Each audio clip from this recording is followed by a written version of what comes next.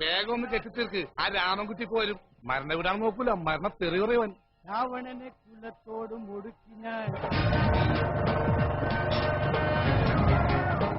അതേ വന്നു. എന്റെ കഴുത്തിലേക്കല്ല, സോറി. എന്താ പണി തീർന്നില്ലേ? പിന്നെ ഇന്നലെ രാത്രി 12:30 പണി തീർന്നു. ഹാർട്ട് അറ്റാക്ക് ആയിരുന്നു. അതല്ല, നിന്റെ പണി തീർന്നു. എന്റെ പണി തീർന്ന ഞാനിങ്ങനെ നിൽക്കുവോ? മൂക്കില് പഞ്ഞിയും വെച്ച് വെല്ലോടത്തും പോയി റെസ്റ്റ് എടുക്കൂലേ? അതെ, ഈ പ്രസന്റേഷൻ നമുക്ക് ശവത്തിലേക്ക് ഏൽപ്പിക്കില്ലേ? അതല്ലേ നിന്റെ കയ്യിൽ ഏൽപ്പിച്ചേക്കണത്. ബോഡി എവിടെ?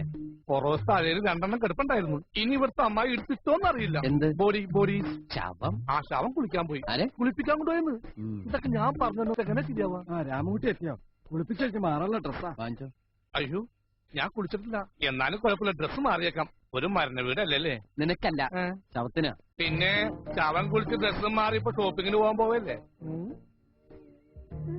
VIP-യോ? ചത്തവരെ കാർ-IP അല്ലേ? Anyway, nice material. രാമൻകുട്ടി, 2 മണിക്കൂർ കഴിഞ്ഞ വെറുതെ കത്തിച്ചുള്ള സാധനോ? ഇത് ചുമ്മാ വേസ്റ്റ് ആക്കണോ? ഞാനിത് എന്റേതായിട്ട് എക്സ്ചേഞ്ച് ചെയ്യുന്നത് നിനക്ക് വിരോധമുണ്ടോ? എന്റെ ഇത്തിരി പഴയതാണെന്നേ ഉള്ളൂ. സെയിം കളറാ, ആരും അറിയില്ല. എന്റെ ചത്ത കിളിക്ക് എന്തിനാടാ കൂട്? ശവത്തിന്റെ വരെ ജെട്ടി അടിച്ചു മാറ്റുന്നോടാ പിശാചി. ഇത് ആദ്യമായിട്ടൊന്നുമല്ല. ഞാൻ എന്നീ പണി തുടങ്ങി അന്ന് മുതൽ ഒരാത്മാവിനെയും ജെട്ടിട്ട് പോകാൻ അനുവദിച്ചിട്ടില്ല, ഇനി അനുവദിക്കുകയില്ല. വാട വൃത്തിയിട്ടവനെ, മറ്റുള്ളവർ കൂടി ജെട്ടി ശവം